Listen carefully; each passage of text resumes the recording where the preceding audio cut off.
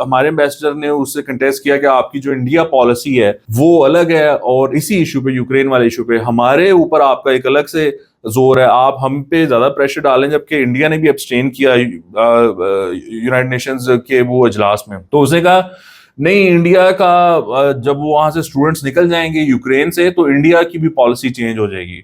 सो जो एम्बेसडर है उसने एंड पे कहा कि I express the hope that the issue of prime minister's visit to Russia will not impact our bilateral ties. Don't replied that I would argue that it has already created a dent in the relationship from our perspective. Let us just wait for a few days to see whether the political situation changes, which would mean that we would not have a big disagreement about this issue and the dent would go away very quickly. Otherwise, we will have to confront this issue head on and decide how to manage it. We also discuss Afghanistan, ये भी बात हुई उसमें ना। तो जो master की assessment and पे वो ये कहता है, Don could not have conveyed such a strong demarche without the express approval of the White House, to which he referred repeatedly. Clearly, Don spoke out of turn on Pakistan's internal political process. We need to seriously reflect on this and consider making an appropriate demarche to the US charged the affair in Islamabad. So, जो ambassador ने and पे बात कर दी है वो मतलब माकूल बात है। उसने कहा कि ये जो इसने हमारे मेरे साथ बातें की हैं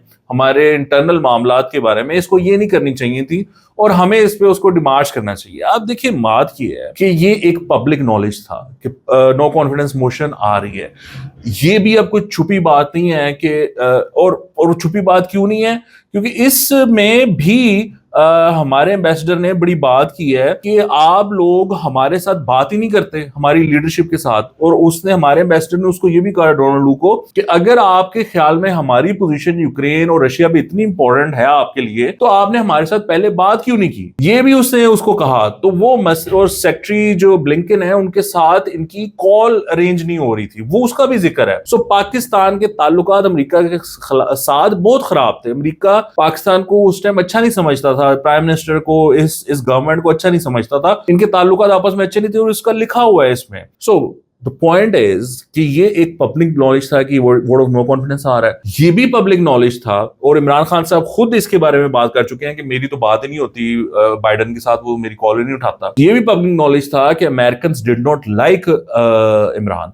तो जब एक नो कॉन्फिडेंस मोशन हो रही है और उनको ये वो आइडेंटिफाई करते हैं कि रशिया वाला विजिट जो था वो इमरान का प्लान किया हुआ था, तो वो ये कह रहे हैं कि हम इसका इंतजार करेंगे और हम देखेंगे कि अगर वोट ऑफ नो कॉन्फिडेंस कामयाब हो जाती है तो जो नया मामला आता है, कोई नई गवर्नमेंट आती है, उसके साथ शायद हमारे ताल्लुकात बेहतर हो सकें।